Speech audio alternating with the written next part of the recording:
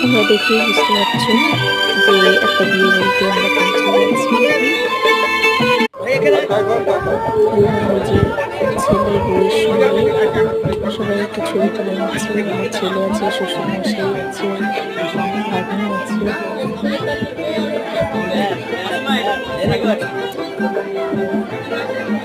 শ্বশুরমশাইয়েরই পরিচিত, আমাদের ভাসুরের মতো হয়, তারই ছেলের বিয়ে।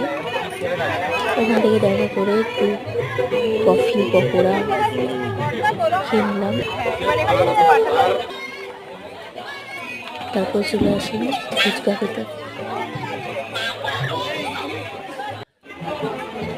তারপরে একেবারে মেন কোর্সে চলে এলাম। তারপর কি দিয়ে দিয়েছে স্যালাড, ফিশ ফ্রাই।